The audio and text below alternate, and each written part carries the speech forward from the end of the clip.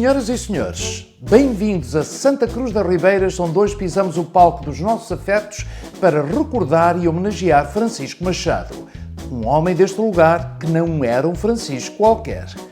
De origens modestas, não se evidenciou na vida pela riqueza, cargos ou títulos, mas sim por algo muito mais precioso. Senhoras e senhores, Francisco, uma história de humor. Olá, chamo-me Francisco Machado Soares, moro em Santa Cruz das Ribeiras, tenho 10 anos, peso 33,5 kg e de altura tenho 1,35 m. Bom dia! Bom dia, senhora professora. Os meninos fizeram os trabalhos que eu mandei? Sim. Muito bem. Francisco, mostra-me a redação que eu te mandei escrever. Está aqui, senhora professora. Desculpe se tem alguns erros.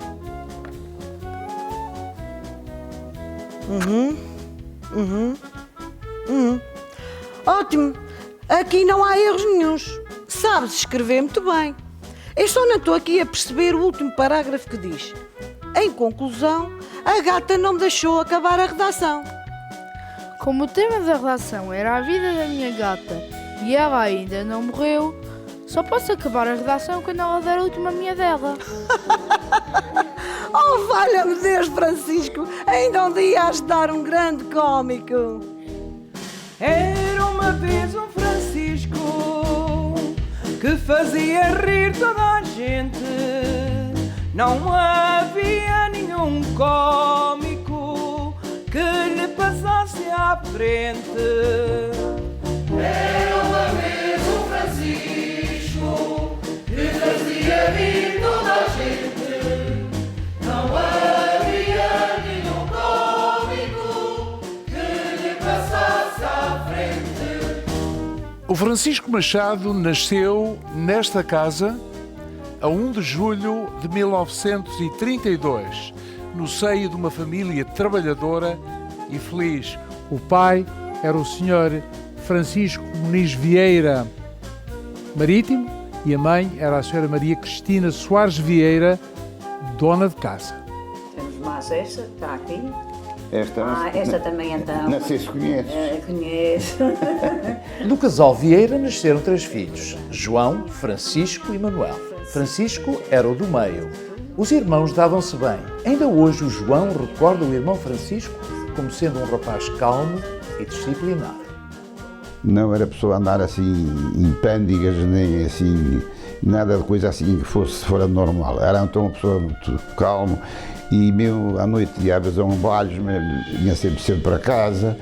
Quando chegava à casa ia sempre ao quarto dizer: olha minha mãe, hoje cheguei já. Era isto, era o estima dele, era isto. Não era pessoa que andasse assim na boia nem nada, não. Fazia rir toda a gente desde que era menino. Falo-ia toda a vida, é esse o seu destino. Fazia rir toda a gente desde que era menino.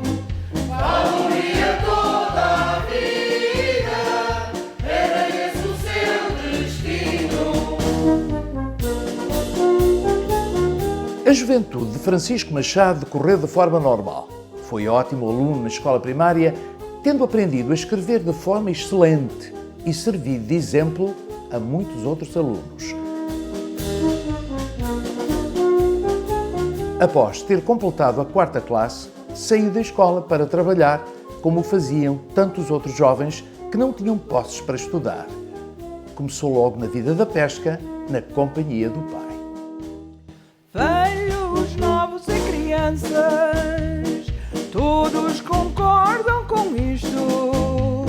Para rir nada melhor do que a história do Francisco. Velhos, novos e crianças, todos concordam com isto. Para rir nada melhor do que a história do Francisco. Desde muito cedo que Francisco Machado demonstrou grande aptidão para o desenho e para a pintura. Ainda na escola, os seus desenhos e aguarelas eram motivo de grandes elogios por parte de professores e de colegas. Tinha muito jeito para desenho. Desenho até mesmo naqueles barcos de pesca que tínhamos lá, que havia muitos de antenada, porque aqui não tinha ninguém lá. Todos andavam a falar com ele para fazer aqueles nomes, os números, porque ele fazia aquilo sempre com sombras e uma coisa que aqui não é muito fácil. E até uns às vezes, em vez de ser direitos, punham mais oblíquos para ficar mais engraçado. Ele fazia muita coisa daqueles barcos. Quase todos ele fazia aqueles nomes e aqueles números, era feito por ele. Quando, em 68, fizeram o teatro aqui na Ribeira, o Francisco tomou parte na confecção dos cenários. Foi ele, principalmente, embora outros ajudassem, como o Júlio e o António Machado, mas ele é que pintava o cenário de fundo. Havia um, por exemplo, que era de um balé, e ele foi imaginar umas colunas com a flor de lis. Ó Francisco, mas onde é que foste buscar esta fonte da flor de lis? É muito fácil. Isto vem no saco de cimento. O saco de cimento mondeiro tem a flor de lis. Muito inteligente. Uma coisa que ele via, parecia que ficava gravado na memória. Estas lixinhas que eu faço agora, a primeira que vi feita na mão dele chamava-se espartelo. Foi um brinquedo, parecia o barquinho da Senhora da Boa Viagem. Pintar. Se aquele homem vai hoje com estas modernices, se ele vai a uma dessas belas artes e essas coisas, era um artista. O Francisco era muito prestável, para essa coisa de pinturas, teatros, novas embarcações e tudo. O Francisco estava sempre por ali, no convívio dele lá, não tinha ninguém. Era assim, fosse pintar assim uma casa por dentro, coisa. A pintura das casas, essa, era sempre feita em parceria com o compadre Júlio, assim o apelidava, um amigo de infância, este também grande admirador da maneira como o Francisco levava a sério os seus compromissos como pintor. Ele também, como o Júlio, era bom pintor, não era? Mas ele era mais melhor do que eu para pintar. Quando fosse para pintar, eu pintava como ele pintava. Mas é porque ele pensava, a gente ia para a cidade abaixo e ele ia olhando aqui e ali e só está aqui um compadre. Bota sentido esta pintura que está aqui, numa casa ou uma coisa, que é para a gente. Mas aquilo ficava. Para aprenderem? Aprender. E aquilo ficava. E muita gente às vezes olhava para a gente que estava com uma tablete e uma coisa para a gente ia pintando e as pessoas apreciavam, pediam licença se podiam ver e eles diziam, podem ver. E era assim. Por muito valioso que tenha sido o seu talento no desenho e na pintura, foi a sua veia cómica inteligente, o seu humor repentino, a sua capacidade de inventar ditos de veros engraçados que iriam tornar o Francisco famoso e querido entre os companheiros de pesca, amigos e praticamente todos os que com ele contatavam. Que eu saiba, era muito inteligente e repentino naquilo que dizia. Agora, não sei explicar acima disto o que é que repentino é responder uma coisa com rapidez e acertado. E com graça. E com muita graça. Que o que ele tinha era isto, há muita graça que dizia as coisas, como ele dizia, não se ria, não fazia disparates, dizia aquilo sério e o que caía muito bem. Eu notei que tinha um bom sentido de humor, fazia observações oportunas.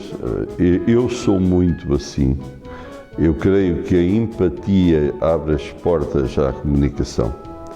Que alguém que presuma poder comunicar ou assumir se não tiver um certo sentido de humor, não consegue criar contextos genuínos e descontraídos.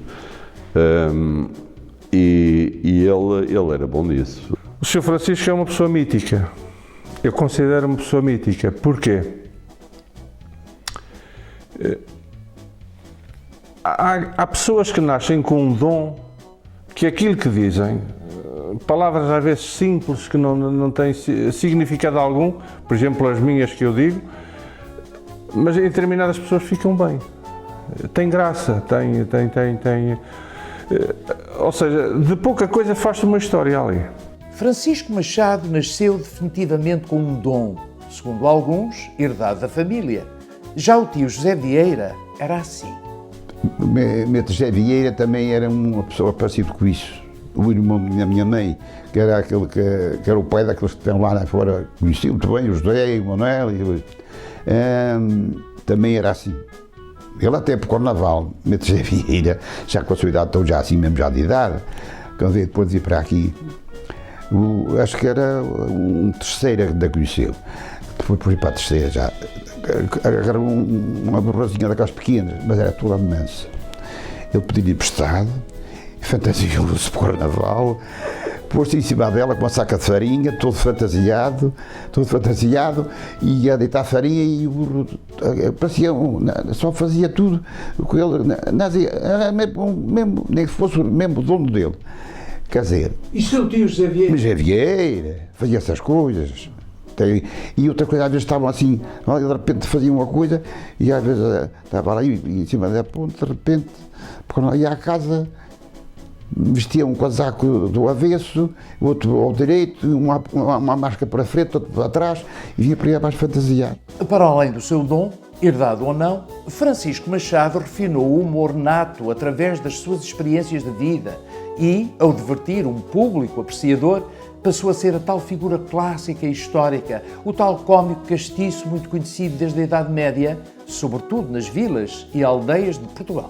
A origem dessa figura castiça de cada vila, de cada freguesia, a origem está no bobo da corte, está naquele palhaceiro, como se dizia antigamente, e nas nossas ilhas, ainda bem recentemente, nós tínhamos nos bailinhos de carnaval o ratão. O ratão era aquele ator muito cómico que vinha atrás ou à frente da dança a divertir as pessoas. Muitas vezes a fazer o contraditório do que lá estava a ser dito, mas como forma de diversão. Entenda-se que um cómico castiço, apesar de lhe faltar o verniz da erudição letrada, é, para todos os efeitos, um humorista no verdadeiro sentido da palavra. Um indivíduo que reúne qualidades que vão desde a habilidade na comunicação até à capacidade de criar situações caricatas. É ainda o Vítor Ruidores quem explica as competências de um bom humorista. A primeira coisa é alguma capacidade de comunicação. A segunda é uma capacidade de empatia com os outros. Eu nunca vi um humorista, enfim, tímido. A outra coisa, que essa aqui é que está a questão, que é essa capacidade dos subentendidos, a capacidade dos silêncios, a capacidade de despertar no outro alguma coisa.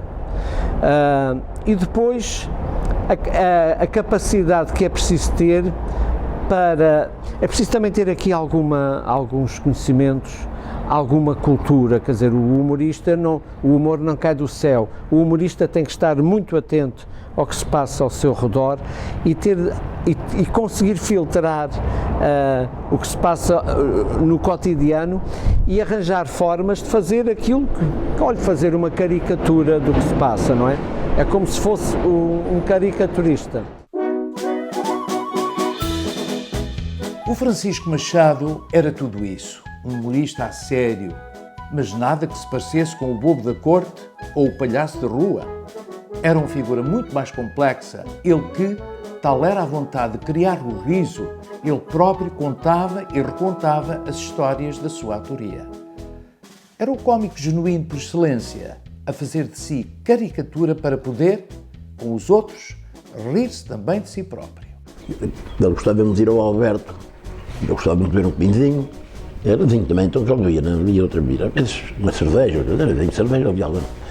Mas gostava de ir ao Alberto, e um dia saio de casa, ia sair de casa, mas a Alberto já às vezes era chatinha, e eu dizia assim, ó Francisco, onde é que vais? Ele vai abaixo um instante, e ele já a pé da porta, e veio assim a Alberto, tu para onde é que vais? Mas olha, não te demores. Dizia, pois eu ainda não saí à porta para fora, já estás a pena de demorar. E dentro que tinha saído, ela já estava a dizer aquelas verdades. E ele respondeu logo. Era aquelas respostas dele que eram muito bonitas, a resposta à maneira dele. Como é que sabes desta história? Essa? Eu depois contava à gente saía, chegava a ver lá e ele dizia, Francisco, chegando aqui, mas ainda não tinha saído à porta, já estava a minha aberta a perguntar para lá que eu ia, ele contava aqui da gente. Assim, era que era engraçado, que ele não escondia nada.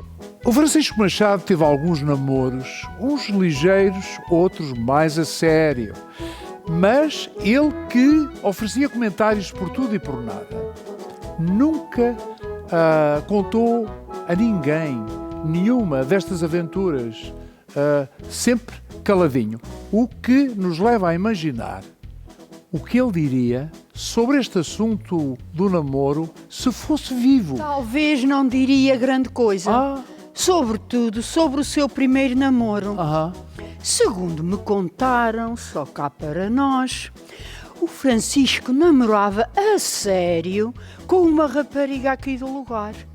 Mas a mãe dela opôs-se ao namoro porque dizia-se que o Francisco era pobre, muito pobre. E a mãe dela tinha muitas dívidas para pagar. Claro, não convinha um genro que não tivesse dinheiro, que fosse pobre. O Francisco não realizou assim o seu primeiro amor, mas se ele fosse vivo, com certeza que diria que não tinha realizado o seu primeiro namoro, mas também não tinha pago as dívidas da sogra. Por falar em sogra, há uma história antiga do Francisco que quase toda a gente conhece e repete, sendo como uma das clássicas dos nossos dias. Embora ela seja um bocadinho politicamente incorreta. Homem, conta lá, ninguém nos ouve. Ora bem, uma vez um capitão de um navio, ao fazer serviço no Porto de Santa Cruz, veio à terra e dirigiu-se a um bar. Em conversa com as pessoas, ele perguntou se alguém tinha coisas antigas lá em casa para venda. Todos responderam que não, excepto o nosso Francisco, e Olha, disse: eu agora me lembro, tenho lá uma peça antiga lá em casa e estou interessado em vendê-la, se a gente bem se entender. O capitão, como era um amante de antiguidades, ficou logo interessado em fazer negócio com o Francisco e perguntou: senhor, de que se trata? Olha, a minha sogra, com 90 e tal anos. As gargalhadas ouviram-se longe. Francisco prestou serviço militar na Ilha Terceira, onde chegou a cabo, altura em que já teria também começado a manifestar em público a sua veia cómica. O próprio irmão João, que até à data nunca se tinha apercebido dos seus ditos engraçados, recorda-se da primeira vez que o irmão o fez rir. Ele fez-me rir uma vez que eu estava no barco, até no João de Castro. Uma certa manhã, a bordo do atuneiro João de Castro, o João presenciou uma cena em que o irmão Francisco, com a linha de pesca na mão, parecia ter adormecido. E ele tinha acabado de saltar para cima e ele abriu a sua linha, que era o que costumava fazer, e depois estava assim um dia muito calmo, o mar estava mesmo assim, um solinho assim, com isto assim quentinho, estava assim acolhedor. E ele vai, e estava assim há pouco tempo, tinha-se levantado há pouco tempo, e estava assim a uma dor com a linha na mão. E vai um, passa pela e diz assim: o que é? Já estás a dormir, não lembras de baixo? Eu não estou a dormir, eu não quero te ver. Já viste? Depois do serviço militar, encetou pela vida da pesca, sobretudo do atum, tendo-se em dada altura casado com uma mulher do lugar, a Berta Xavier. Era o Francisco da Berta, porque com ela casou. Foi a decisão certa, teve sorte e acertou. Foi a decisão decisão certa, teve sorte e acertou. Casou também com a pesca, uma das suas paixões. Juntamente com a Berta, foram grandes tentações. Juntamente com a Berta, foram grandes tentações. Ora bem, vamos supor que o Francisco Machado se encontra hoje aqui, neste palco. O que diria ele sobre este assunto do casamento? Tu lá ao fundo, faz alguma ideia do que ele poderia dizer? Vou tentar, vamos a ver. Assim? Experimenta. O casamento e a pesca são dois grandes compromissos. Há que ter miolos na testa e força nos caniços. Oh, muito bem. O casamento e a pesca são dois grandes compromissos. Há que ter miolos na testa e firmeza nos caniços.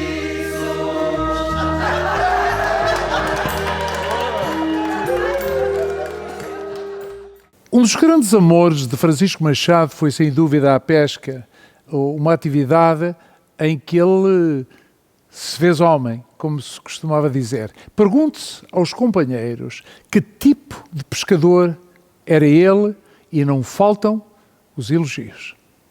Mão cheia. Sabe o que é mão cheia? É daqueles grandes pescadores. E o Júlio. O que é que tornava o Sr. Francisco um grande pescador?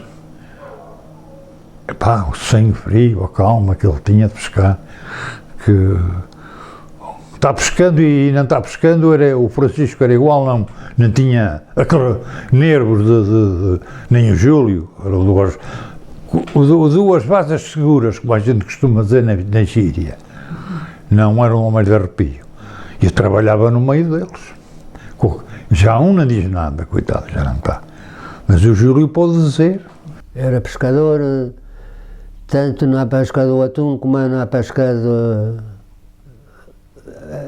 a pesca que a gente faz aqui. Do chicharro, por Do exemplo. chicharro, ele percebia tudo, a pesca. É porque o pai começou a levá-lo pequeno também consigo, e coisa, e ele, tudo ele tinha um pouco. Era uma ajuda do companheiro, ele nunca ia contigo, nem com um marinheirinho para pecar contigo e tal.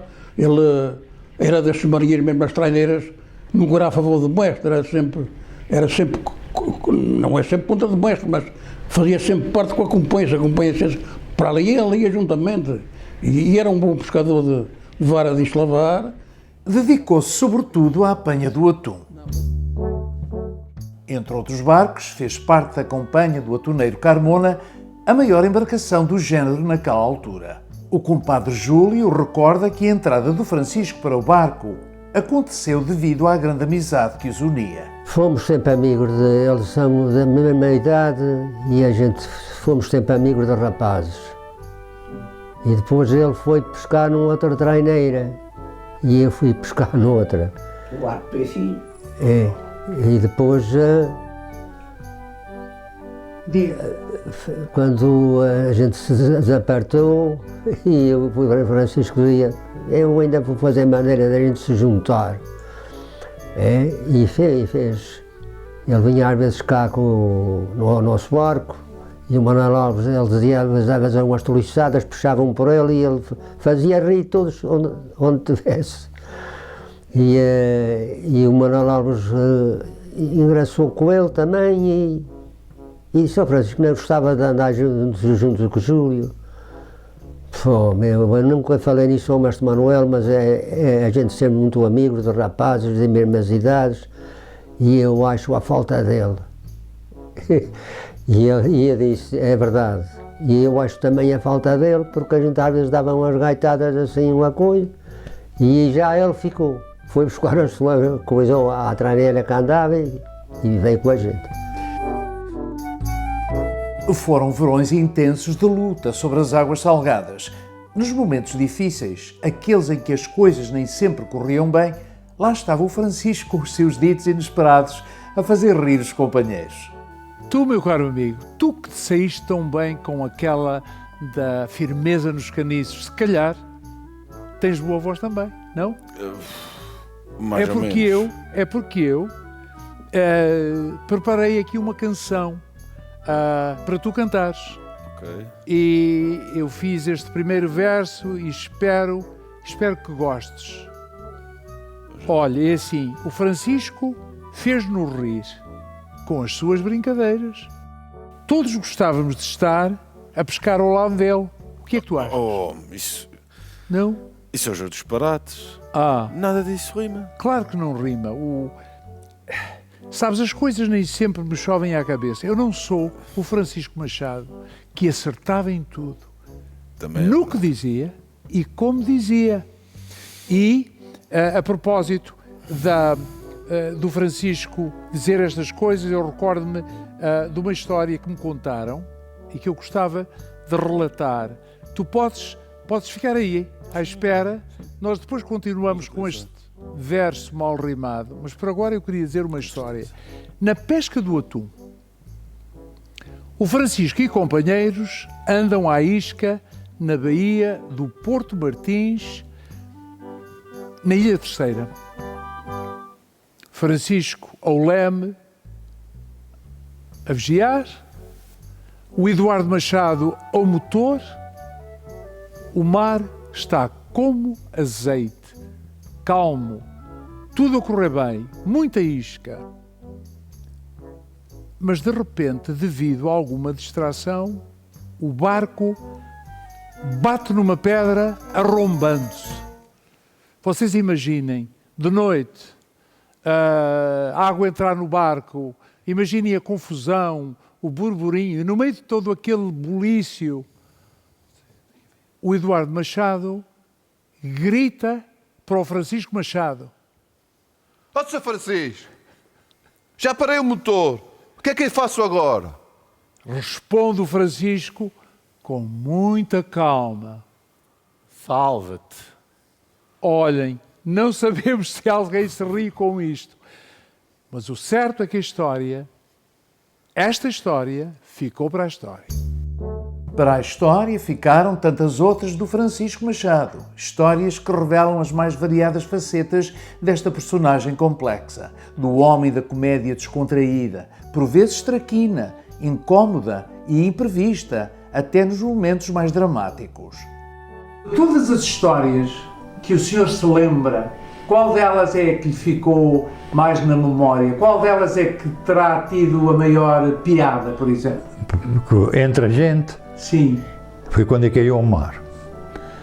Eu caí, estávamos pescando e eu fui cheirar um peixe que não era nosso, era de diante. Este pô deu-me um balanço e caí ao mar. E isto às vezes há milagres. Há coisas que a gente não acredita, mas eu acredito. Eu estava com o cabo de madeira na mão e tinha um fiel e fiquei agarrado ao fiel. Porque se eu não agarro o fiel, hoje não estou aqui dizendo nada. Estava morto. E então, quando eles me meteram dentro do barco, o Francisco pôs a mão em cima e disse: compadre, que ele dizia: Júlio, compadre, a gente vai ver se o toma, que ele está muito manso. E eu disse: Francisco, arreda-te daqui para fora, que o peixe ficou fora.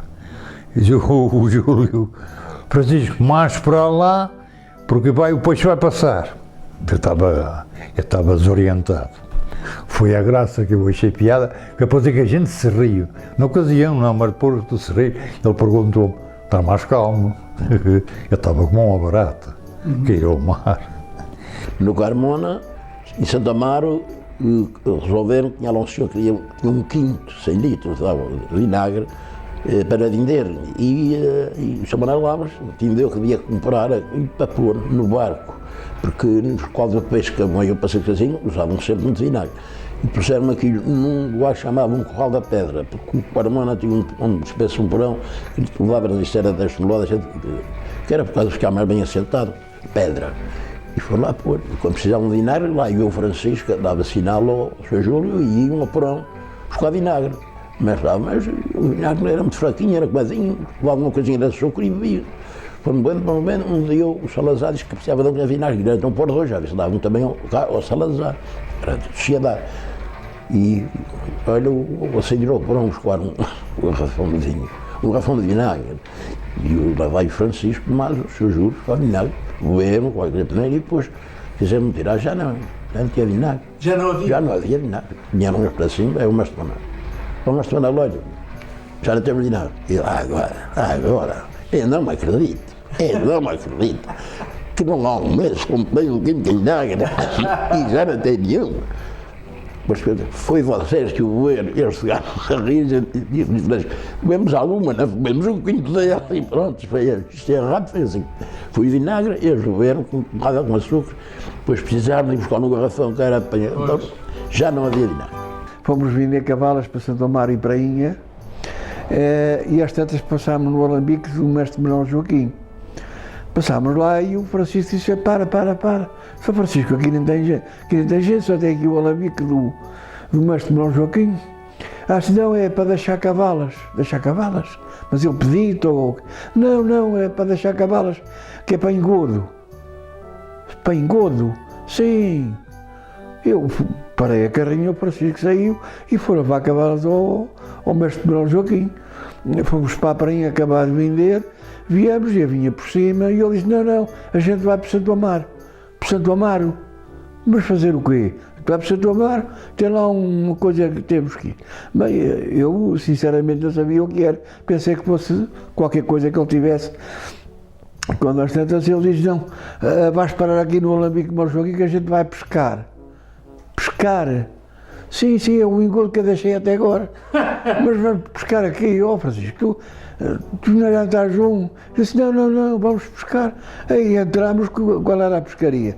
Ia deixar as cavalas para o mestre Manuel Joaquim assar no alambique e cozer batatas para a gente almoçar. Almoçámos em casa do mestre Manuel Joaquim. E o Francisco levou, nunca disse que ia deixar cavalas para a gente quando viesse para trás comer. Não, era para engodo, para pescar. Portanto, o engodo era o almoço que a gente tinha. Tudo planeado? Ele planeava aquilo com estes dizeres assim um bocadinho arcaicos, digamos assim, com piada, e era um indivíduo amigo seu amigo. O Sr. Francisco gostava muito de touradas, mas tinha muito medo. Dos touros? Dos touros. E então, uma vez, eles foram à terceira, estavam pescando, e então foram ver uma tourada. E então, quando chegaram, já havia a tourada, e depois estava perto de recolher os touros, e então, depois ele começa a correr muito, por com medo de perto deles chegarem. E então começou a subir uma parede, foi subindo. Foi engatinhando. Exatamente. E então, depois, o senhor disse assim, o senhor pare, porque os touros já estão na caixa. Sim. Na caixa. E depois, quando viram que já estava dentro, eles riram-se muito, por o medo dele, e ele nunca tinha olhado para trás e nem tinha visto que ele já estava dentro da caixa. Exato. Um cómico também com medos. Exatamente, era isso. Ele era um ser humano. Era afinal. ser humano e era uma pessoa tinha muita graça do que fazia. Bem a caixa. Os touros não sabem o que é que perderam, não o escutar. Exatamente. E, nosso amigo, em relação ao último verso? Mal rimado. Tu não te esqueceste? Claro que não. Ok, tu queres que eu repita? Acho que valia uma nova tentativa. Vou fazer. Aliás, eu já fiz aqui umas correções, espero que gostes. Ok, vamos ver. Quando a coisa não corria e ia de mal a pior, o Francisco aparecia e tudo ficava melhor. O que é que tu achas? Agora sim. Agora está muito melhor. Então vais cantar. Mas, se me permitisses, a cantiga ficava para outra altura. Eu preferia contar uma história. Então avança. Era sobre quando as coisas corriam mal. Francisco e um companheiro de pesca tinham apanhado grande quantidade de bogas e algum charro e foram vendê-lo para a almagreira. Ora, o charro foi-se logo embora, mas as bogas, nenhuma. Quando já se preparavam para se ir embora, uma senhora muito apressada, porque tinha uns homens lá em casa a fazer umas obras, agoniada, chega ao pé deles e nisto Francisco diz-lhe: "Oh, minha senhora, charro foi-se. Ora, bogas ainda temos e vendemos por um bom preço." E então Francisco, todo atencioso, explicou: charro já não temos, bogas é um peixe que a gente tem aqui, que é uma delícia nesta altura do ano. E então vendiam por bom preço. Mas a senhora ficou assim meio enojada com a oferta e perguntou: "Bogas? Oh, meu senhor, isso não é aquele peixe que tem um bicho na cabeça?" É sim, minha senhora. Mas olha, repare bem. Os homens também dão piolhos na mioleira. E por causa disso, as mulheres não deixam de gostar deles. Pois a senhora comprou logo 5 quilos. E as histórias sucedem-se, parecendo não ter fim. Eu tenho uma do Sr. Francisco, essa nunca mais eu me esqueço. Sabe que eu frequento muito o cais em Santa Cruz, pesco muito lá em cima do cais, e estava um dia à noite lá a pescar em cima do cais. Não sei se besugos, se sargos, não sei. E aparece o Manuel Eugênio. Boa noite, principiámos ali a conversar, ele a pescar, eu também a pescar. Ligeiramente mais tarde aparece-me o Sr. Francisco, por cais fora, e chega lá e empeça com o Manuel. Manuel, estou aqui a pescar, e estive ontem aqui e senti um peixe aqui mais ou menos, pareceu-me ser um rabichozinho. Não sei, estou hoje aqui a ver se o apanho. E ele fica a olhar assim para o Manuel e vai assim: avisaste-o que ele vinha hoje? Se o avisaste, ele está lá embaixo sentado num banco à tua espera. Pode não vir agora, mas logo ele vai vir. Ficou assim encarado para ele, deu meia volta e ia andar, vira-se para trás e assim: paciência, nosso Manuel, paciência.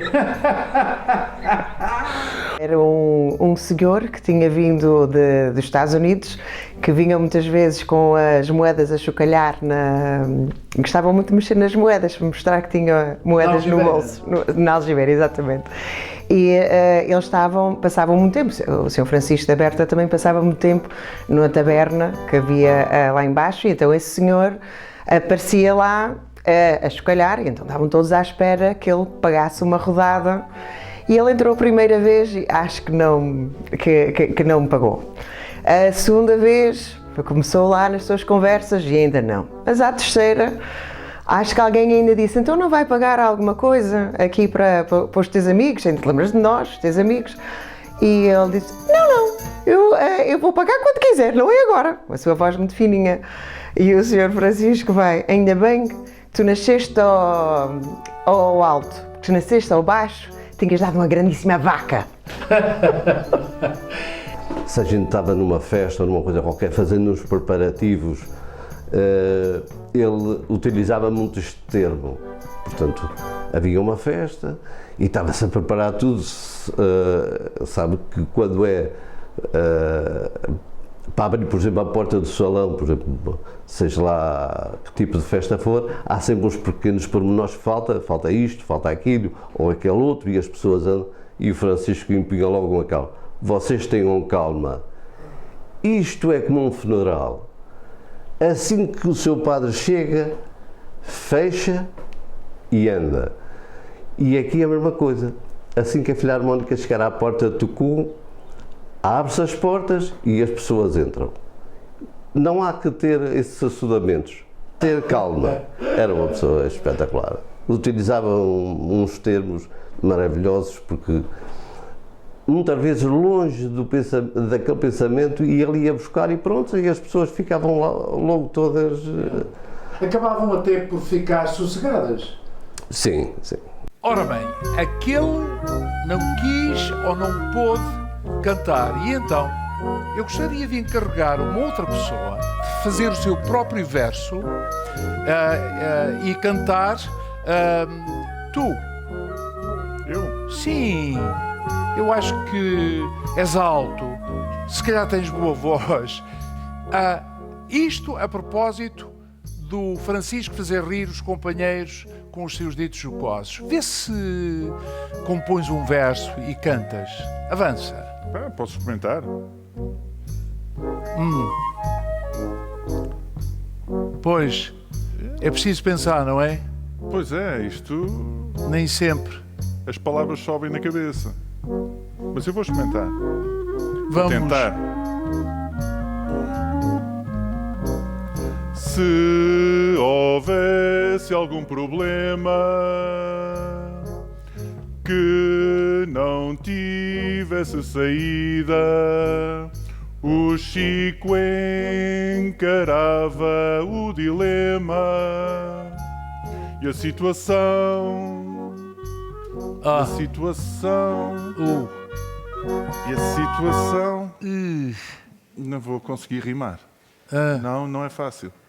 O que é que vocês acham? É só rir, é só rir.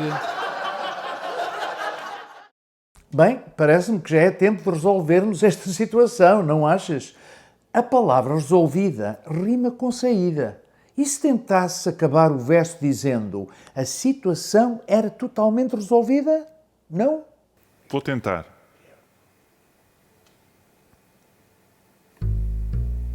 Se houvesse algum problema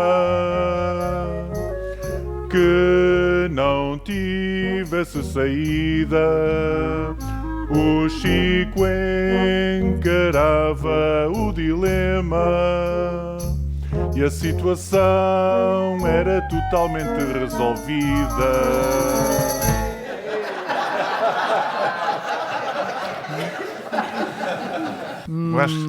Eu acho que não resultou, não rimou. Tu não tens muito jeito para rimar. E se contasses, em vez de tentares cantar, se contasse uma história do Francisco? Pode ser? Está bem. Posso contar uma, mas esta em nada tem a ver com a pesca. Porque o Sr. Francisco era um cómico do mar e da terra. Avança. Decorria o ano de 1969 e em cima da ponte, em frente à Casa dos Botes, havia uma acesa discussão entre os homens que acreditavam e os que não acreditavam na primeira ida do homem à Lua. O Sr. Francisco Machado assistia silenciosamente lá num canto a esta discussão. Mas chegou-se ao momento, virou-se para um dos descrentes e diz: Otto, não acreditas que vão à Lua num foguetão? E acreditas que com 4 tábuas vão para o céu? E desta forma acabou-se a discussão. Também tenho uma dele. O Francisco Machado era uma pessoa muito devota. E então estava sempre pronto a ajudar nas tarefas da igreja, quer na colocação das bandeiras, ajudar nos tapetes, a levar os santos ao ombro. Ele estava sempre pronto a ajudar. E as pessoas que integravam a procissão queriam estar sempre perto dele porque ele nunca se calava e durante a procissão estava sempre a dizer coisas para rir. Então, durante uma dessas procissões, a do Senhor Morto, o padre tinha mandado a Senhora das Soledades ao continente a restaurar e então tinha pedido de uma outra igreja a imagem da Senhora das Soledades para integrar na procissão, porque a do lugar estava a ser restaurada. E então o Francisco não tinha ido a essa procissão e dirige-se à mulher e pergunta: "Oh Berta, como é que correu a procissão? Gostaste?" E ela responde-lhe logo: "Oh, Francisco, foi maravilhosa. Mas a Santa, a Santa não tem nada que se pareça com a nossa. Que tristeza antiga não ter estado aqui." Perante a desconsolação da mulher, O Francisco responde: Cala-te, mulher. A santa deste ano é a que está a serviço e ponto final. Também tenho uma para contar. Pode. Avança. Na Casa dos Votos de Santa Cruz, prepara-se o caixão para uma pessoa muito querida do lugar. E antecipa-se já muita gente para o funeral. Alguém sabe-me dizer a que horas é o velório? O encarregado da casa funerária pergunta a todos se alguém sabia a que horas era o velório, porque tinha que colocar as cadeiras no seu lugar. Todos acenaram que não, excepto de um, quem haveria de ser? O nosso Francisco. Para aliviar os ânimos, o Francisco, com toda a sinceridade, virou-se para as pessoas e disse: Olha, não vai ser preciso cadeiras. Não vão ser preciso cadeiras? Como não vão ser preciso cadeiras? Não vai ser preciso cadeiras porque o morto pagou o bilhete do peão. Todos tentaram sufocar o riso porque se tratava de um funeral, mas não conseguiram. Largaram-se todos às gargalhadas que se ouvia longe. Eu também tenho uma que me contou o Sr. Júlio, companheiro inseparável do Sr. Francisco, companheiro inseparável da pesca, que revela como o amigo, com a sua maneira de ser, cativava as pessoas, fazia amizades por todo o lado onde andava.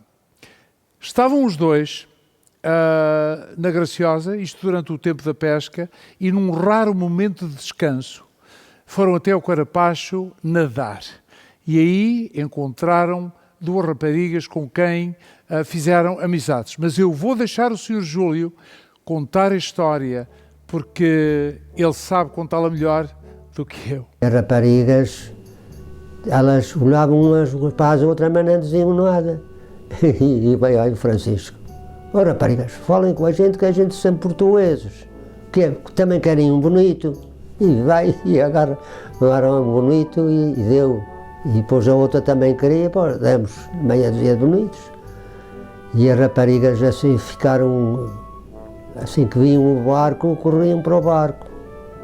E as raparigas disseram: "Senhores, como é que ficam aqui dentro de noite?" E a gente mandou as raparigas ir abaixo, por a escada abaixo, e se vocês agarrem-se bem para não caírem, e vêm às nossas camas, e as raparigas ficaram com uma alegria, uma coisa doida. Assim que vinham o barco, traziam às vezes coisas para a gente comer. É. E vocês não chegaram a namorar estas raparigas, pois não? Não. Elas quando vinham o barco, às vezes vinham cá abaixo, mas a gente, olha, eu fui mais uma e o Francisco com outra. Elas disseram: "Os senhores vão ver a nossa casa. Os senhores não têm carne de toninha?" Meu pai é doido por carne de toninha e a gente tinha acabado de amanhar uma. E esse: "Teu pai gosta muito de carne de toninha?" "Pois então vai levar carne de toninha para ela." "Ó senhor, e quanto é?" "Ó senhor, isto não é nada, é."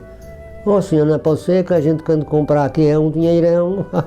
"Mas a gente dá a vocês." E elas caminharam, mas uma levou-me para a sua casa e a outra levou-a para a casa de Francisco. Eram as casas apegadas. E os pais também gostaram de falar com a gente e ainda deram cada um a nossa garrafa de aguardente. É? Escute, vocês usavam o peixe como isca para namorar, hein? Não é, sabe?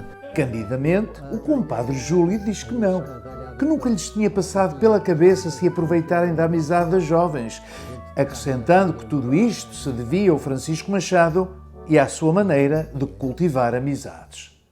Afinal, há mais alguma história que queiram contar? Eu tenho uma. Ótimo. Uma que meu pai, Deus lhe tenha na alma, me contou. Uma história que revela uma personalidade do Francisco Machado que talvez nem toda a gente soubesse. Se a memória não me falha, Isto passou-se na cidade da Horta. Estava o Francisco e o Júlio num café, quando entrou uma senhora com uma criança ao colo, ela descalça e mal vestida. Logo o Francisco lhe ofereceu um sumo, o que ela aceitou, compartilhando da bebida com a criança. Ora, nisto, Francisco vira-se para o compadre Júlio e diz: Ó compadre, eu vou levar esta senhora a uma loja e vou vesti-la e ao pequeno também. E foi isso que aconteceu. Ele comprou roupa e sapatos para a mãe e para a criança. O Francisco era assim. Se visse alguém necessitado, dava-lhe sempre qualquer coisa. Um cómico com um bom coração. E não foi só essa criança. Ele logo via, podia estar onde tivesse, mas se visse assim uma pessoa que visse esta pessoa, coitada, andar mal vestida, andar assim ou assado, ele chegava-se ao pé dela e dava-lhe qualquer coisa. Por isso era uma pessoa de bom coração.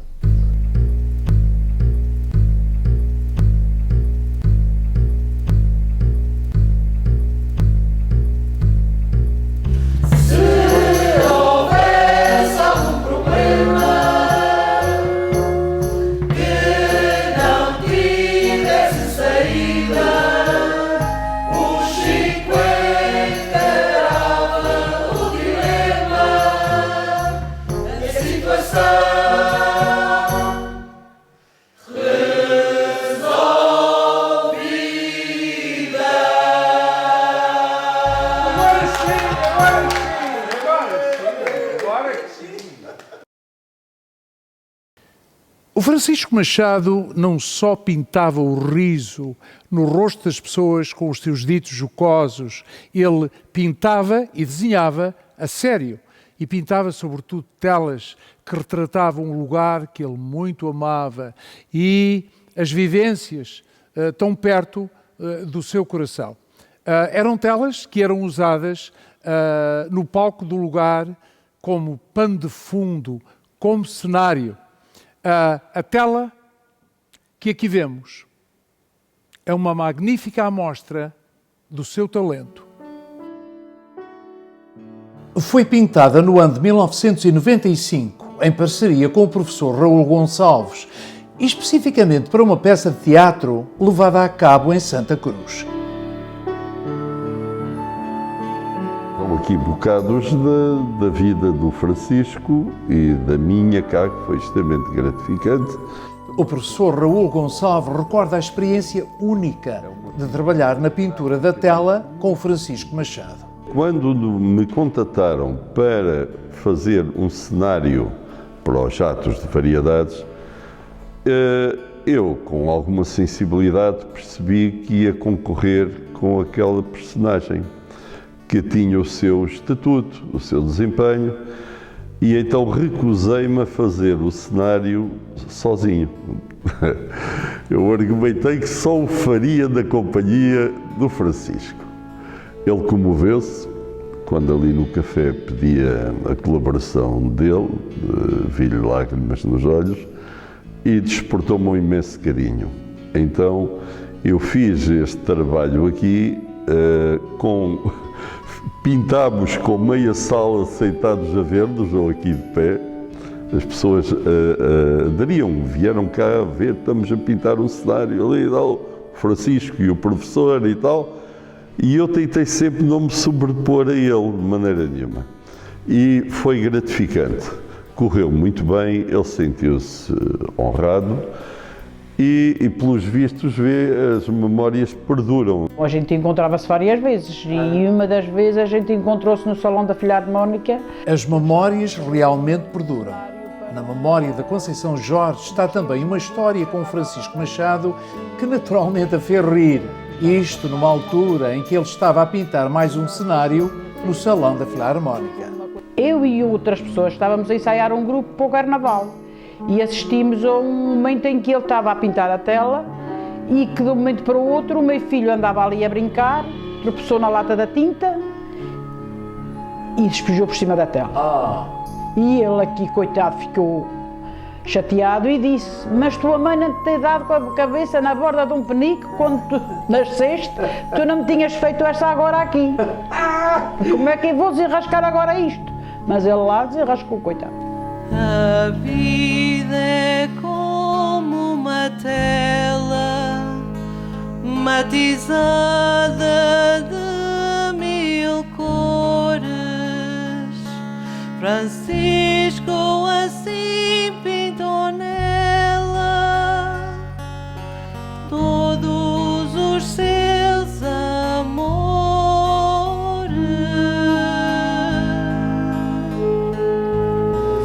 Francisco com seu pincel deu cor à terra natal, imortalizou em painel uma beleza sem igual.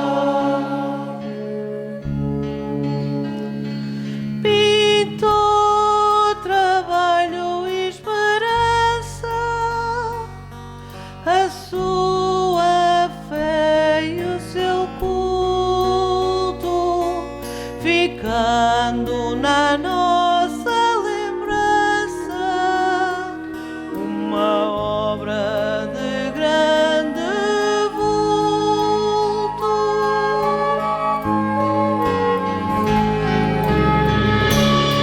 A obra do Francisco Machado, tanto na pintura como na comédia, é um tesouro de riqueza cultural. Há quem pense, porém, que a sua herança vai muito mais além da obra, abrangendo uma filosofia de vida pouco comum na época. Ele era um homem sem medo. Ele era um homem sem medo. E ele tinha a consciência perfeitamente de que muito do que fazia ou do que dizia em determinados contextos não era bem-vindo. Das coisas mais importantes que ele nos legou foi uma prova de grande liberdade. Ele foi um homem livre e que não se coibia, nem se inibia, nem se autocriticava de, em qualquer contexto em que se encontrava, com os políticos, com as instituições, sejam elas a Igreja, ou os poderes públicos, ou o poder político, ou outros poderes, ele ser sempre ele. Ele foi até morrer sempre ele. Incómodo, transgressor, livre, libertino, cheio de luz. E eu acho que isso é a grande herança que ele deu. Quer na saúde, quer na doença, a comédia era uma constante na vida de Francisco Machado. Não havia maleita que lhe arrefecesse os ânimos. O Francisco adoeceu e foi várias vezes a Lisboa. Mesmo doente, Francisco Machado continuava a fazer rir, alheio ao seu sofrimento. Ele, lá fora, tinha como protetor o José Candeias. O José Candeias é que o elucidava naquelas viagens que ele tinha que fazer da pensão para o tratamento e do tratamento para a pensão e tudo. E um dia chega lá o Candeias e ele estava muito emocionado, saudoso. O que é que tens, Francisco? Tenho saudades do Pique. Gostava de ver o mar e só vejo aqui o texto. Mas é isso, vamos ver o mar.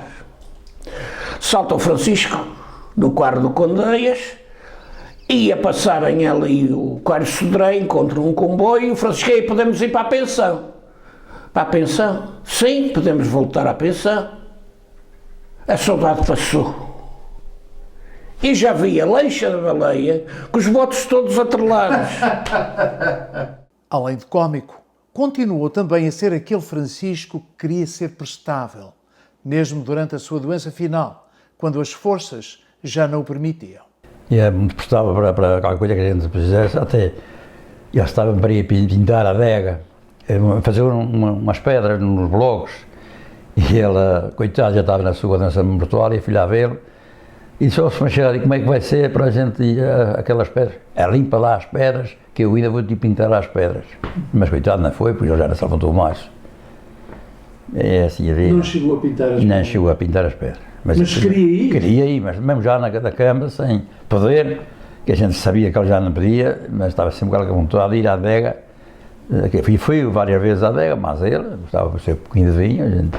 Ele era uma pessoa prestável. Era, então, qualquer coisa que pediam, eu fazia.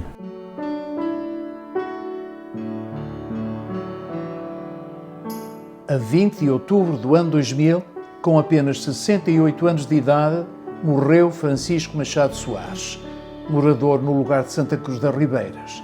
Um homem bom, um grande senhor da comédia, ele que fez rir até o último momento. A minha mãe, no fim da vida, porque ficou viúva, ia visitar com muita frequência o Sr. Francisco Machado na sua doença final.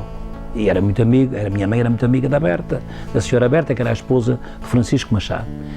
E deparou-se-lhe um homem que ela não conhecia. Um homem que ela ficou espantada e disse: Manuel, eu nunca vi uma coisa assim. Eu nunca vi uma pessoa assim. Eu vi tanta gente sofrer, eu vi tanta gente morrer, mas eu nunca vi um homem que fizesse da sua própria morte, o humor. Ele cavalgou a própria morte e no meio da sua própria morte e dentro da sua própria morte, ele brincou com a sua morte e fez humor hilariante que provocava a festa e a alegria nas mulheres que passavam ali a reunir-se com a Sra. Berta nos momentos em que ele já estava muito fraquinho, perto de morrer. Minha mãe diz que nunca vi uma coisa daquelas. Um homem que leva o humor até à exaustão, leva a graça pura, a graça fascinante e sedutora à mais alta circunstância de um ser humano, que é perante o seu fim e a sua finitude, sabendo que ia morrer, ouvindo a senhora Berta, que estava no quarto ao lado, que recebia telefonemas, a senhora Berta a chorar, e ele, a partir do choro da senhora Berta e a partir de pedaços que ouvia dos telefonemas a preparar a senhora Berta para o final, ele fazia humor em cima da sua própria morte e do seu fim. A senhora Berta a chorar e ele a rir-se da sua própria morte e a fazer rir as pessoas que o acompanhavam perto da hora da morte. Eu penso que nunca aconteceu, minha mãe diz que nunca tinha visto uma pessoa assim. Olhou para mim e apagou-se. A vizinha e amiga Maria da Luz, enquanto ajudante na velação, assistiu aos últimos momentos de vida de Francisco Machado. Ela relembra que até o velório foi divertido, graças às histórias dele. E toda a noite se riam na loja. Havia tanta gente com sempre gaitadas, em vez de chorarem, riam. Lembravam-se, se calhar, das histórias Era das histórias dele, contavam assim e prontos, e olha, e se riram e passaram a noite, coitadinho. E assim não se lhe deu o eterno descanso, porque foi uma boa pessoa, uma maravilha. Francisco Machado era uma pessoa impecável. Morreu sem títulos ou glórias, mas a todos doce alegria.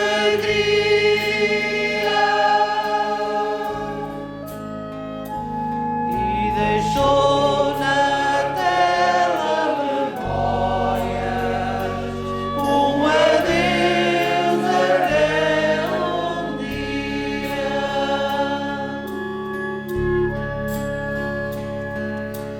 23 anos passados após sua morte inglória, seu nome e fama gravados para sempre na nossa memória.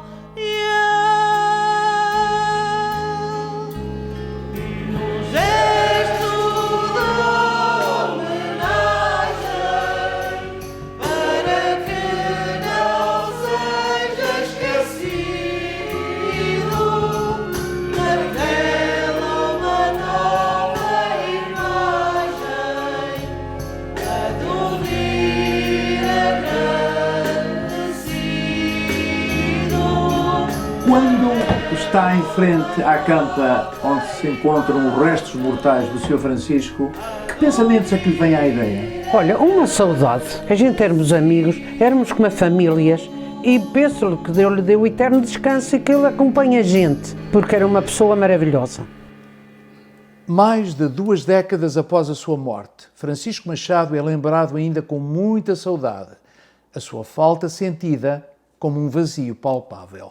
Eu senti muito, porque era tinha um amigo que era de rapaz, de idades iguais, e eu tinha-lhe muito respeito.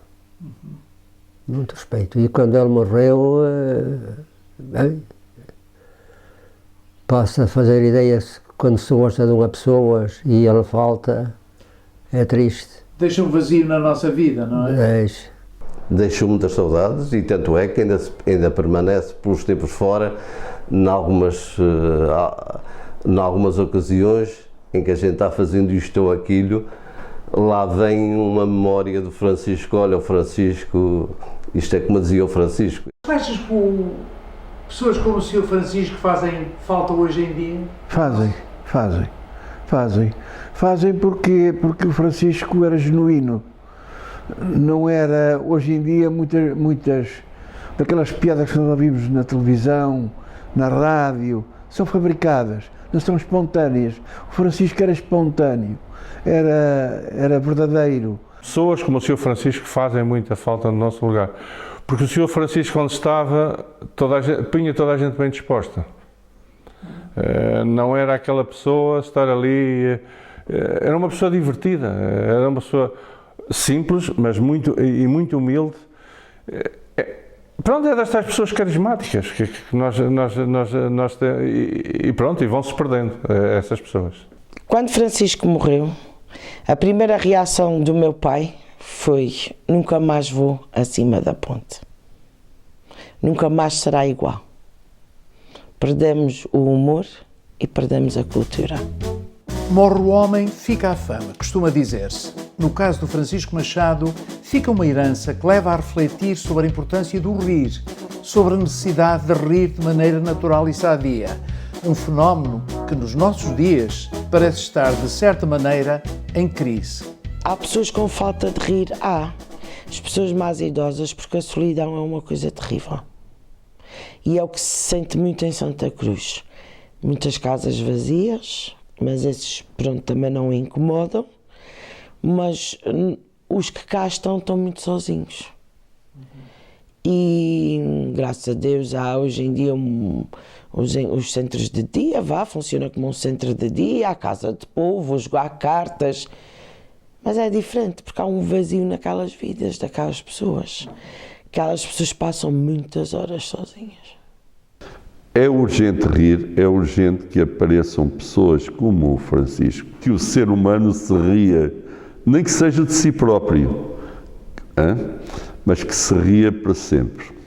Nós aqui nos Açores, dominados que estamos há mais de 5 séculos pelo sagrado e pelo religioso, o humor para nós, o riso, foi sempre uma maneira também, uma outra forma de catarse. Ou seja, uma forma de espantar os nossos medos, as nossas angústias. O humorista Vítor Roidores acredita que para os açorianos o rir sempre foi uma maneira importante de espantar medos e angústias. Segundo ele, à medida que o cómico castiço vai desaparecendo, as pessoas vão rindo com outras formas de comédia, as quais, embora menos genuínas, são um substituto. As velhas, por exemplo. E o Vítor, não fosse ele humorista, não resiste em oferecer uma amostra. Meu avô Manel João é como a radiodifusão, anda com falta de potência. Meu avô Manel João é como a radiodifusão, anda com falta de potência. E tua avó experimentou sintonizar o meu avô em modulação de frequência. E tua avó experimentou sintonizar o meu avô em modulação de frequência. Diz o velho com tragédia: à velha não sejas bruta, querias a onda média, mas só tenho a onda curta.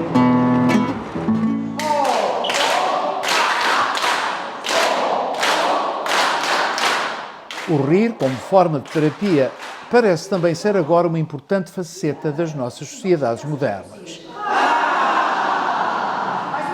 Na ilha de São Miguel já existem aulas para rir. É a chamada terapia do riso, um tratamento iniciado por um médico de clínica geral na Índia, e agora popular em muitos países.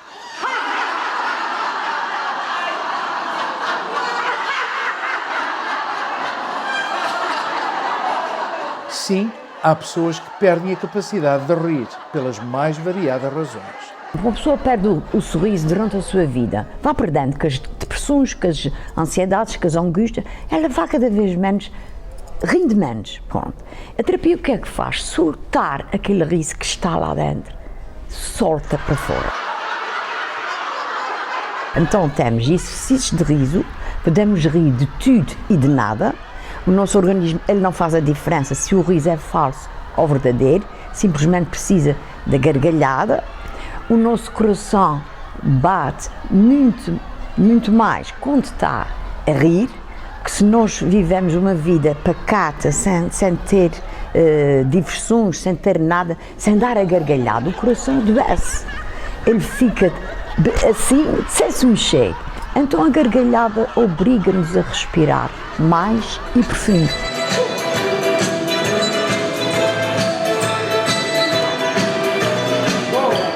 Então temos os exercícios de riso, depois temos dança, temos canto, temos relaxamento profundo no final da aula, é um conjunto de coisas que nos leva à boa disposição. Se esta forma de terapia dá resultado, pode dizer-se que a comédia do Francisco Machado foi toda ela uma aula de grande dimensão e ele, o maior dos terapeutas do riso. Deixou realmente muita falta. Dizia-se no lugar de Santa Cruz, se o Francisco Machado tivesse frequentado uma escola de teatro, uma escola de drama, ele teria pisado de certo os maiores palcos da comédia.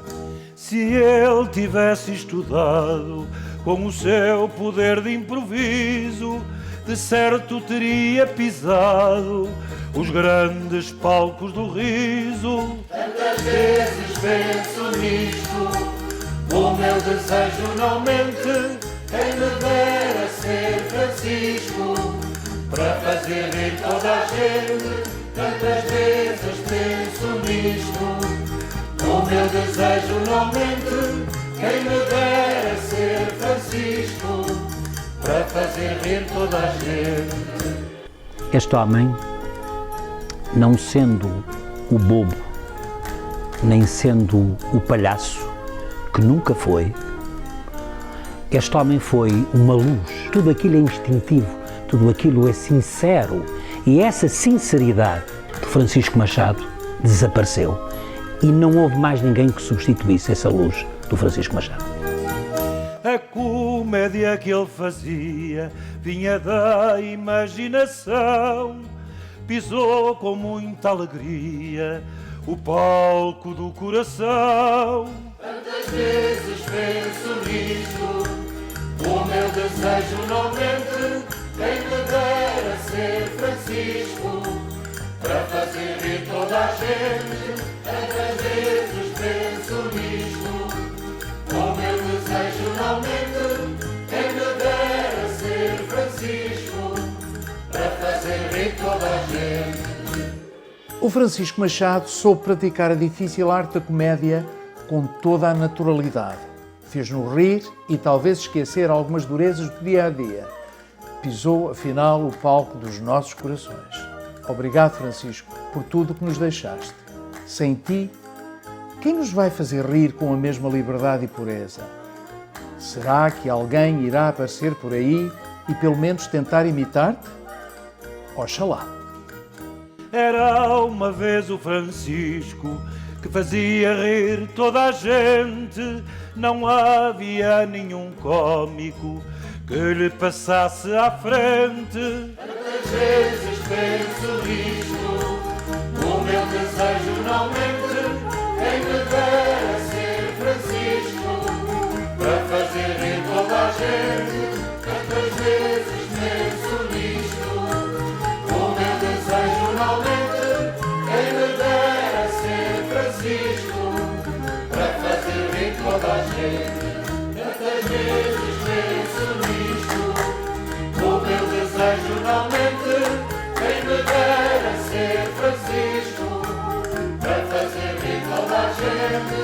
Santas